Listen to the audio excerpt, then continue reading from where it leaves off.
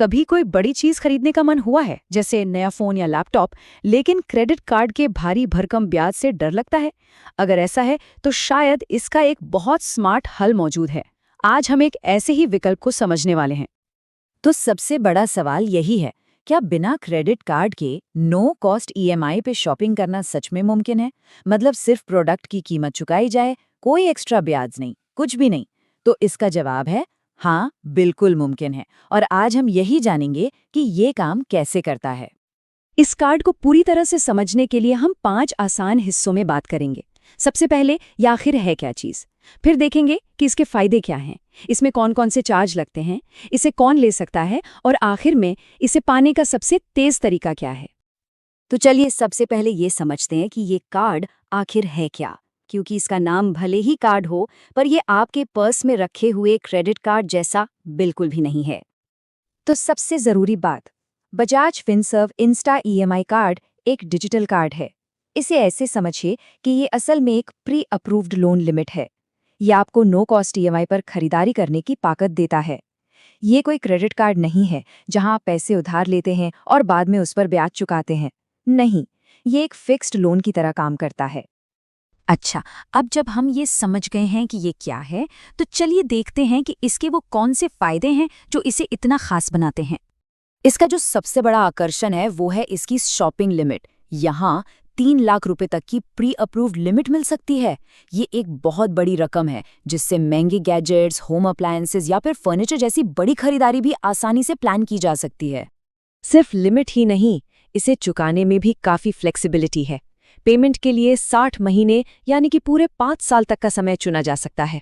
इसका सीधा मतलब है कि अपनी जेब के हिसाब से छोटी छोटी ईएमआई रखकर बजट पर बोझ कम किया जा सकता है। और ये सुविधा सिर्फ कुछ गिनी चुनी दुकानों तक ही नहीं है। देश के 4000 से ज्यादा शहरों में 1.5 लाख से भी ज्यादा पार्टनर स्टोर्स पर इसका इस्तेमाल हो सकता है। चाहे अमेज़न और फ्लिपकार्ट जैसी ऑनलाइन शॉपिंग हो या क्रोमा और विजय सेल्स जैसे बड़े ऑफलाइन स्टोर्स, हर जगह खरीदारी आसान हो जाती है। यहाँ पर दोनों के बीच का सबसे बड़ा फर्क बिल्कुल साफ हो जाता है। इंस्टा ईएमआई कार्ड का पूरा फोकस नो कॉस्ट ईएमआई पर होता है, जिससे सीधी सीधी ब्याज की बचत होती है। वहीं क्रेडिट कार्ड पर ईएमआई का मतलब अक्सर भारी ब्याज चुकाना होता है।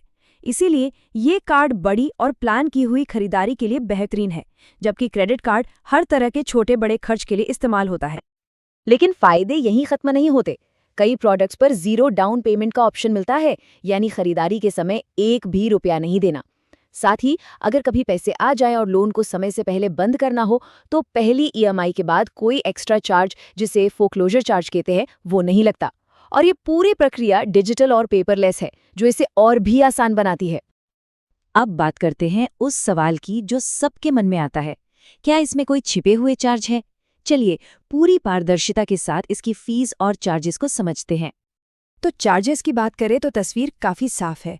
एक बार की ज्वाइनिंग फीस 530 रुपये है। अगर साल में एक बार भी कार्ड इस्तेमाल होता है तो कोई सालाना फीस नहीं है, और अगर नहीं होता तो सिर्फ 117 रुपये लगते हैं। लेकिन यहाँ एक बात पर ध्यान देना ज़रूरी है, अगर कोई ईएमआई बाउंस होती है तो करीब 450 रुपये का चार्ज, और पेमेंट में देरी पर पीनल इंटरेस्ट भी लगता है। इसलिए समय पर पेमेंट करना बहुत ज़रूरी है। अच्छा, तो हमने फायदे और फीस दोनों समझ लिए हैं। अब अगला सवाल ये है कि इस कार्ड के लिए अप्लाई कौन कर सकता है। इसके लिए 4 मुख्य शर्तें हैं। आवेदक को भारतीय नागरिक होना चाहिए, उम्र 21 से 65 साल के बीच होनी चाहिए, आमदनी का एक स्थिर जरिया होना चाहिए, और एक अच्छा क्रेडिट स्कोर, जो कि आमतौर पर 730 से ज्यादा होता है, वो होना जरूरी है। तो क्या इसे अप्लाई करना कोई मुश्किल काम है? अरे बिल्कुल नहीं। ये कार्ड घर बैठे बैठे सिर्फ 10 मिनट में मिल सकता है। आइए देखते हैं कैसे। प्रोसेस पूरी तरह से डिजिटल और बहुत तेज है। बस बजाज फिनसर्व की वेबसाइट या ऐप पर अप्लाई करना है, ओटीपी से अपना प्री अप्रूव्ड ऑफर देखना है, केवाईसी पूरी करनी है, ज्वाइनिंग फीस भरनी है, और बस डिजिटल कार्ड तुरंत मिल जाता है। आखिर में सिर्फ ईसीएस मैंडेट को अप्रूव करना होता है, जो आपके बैंक अकाउंट से ईएमआई ऑटोमेटिक कटने की एक परमिशन होती है। तो इस पूरी चर्चा से 3 बातें साफ हैं। पहली, ये प्लान करके की जाने वाली ब्याज मुक्त खरीदारी के लिए एक बहुत मजबूत टूल है। दूसरी, ये याद रखना जरूरी है कि ये एक लोन है, रोजमर्रा के खर्चों के लिए बनाया गया क्रेडिट कार्ड नहीं। और तीसरी, हमेशा फीस और पेमेंट की तारीखों का ध्यान रखना चाहिए। तो अब जब इस कार्ड के बारे में सब कुछ पता चल गया है, तो सवाल ये है, क्या अगली बड़ी खरीदारी के लिए ये कार्ड एक सही ऑप्शन हो सकता है? इसका जवाब अब खोजा जा सकता है।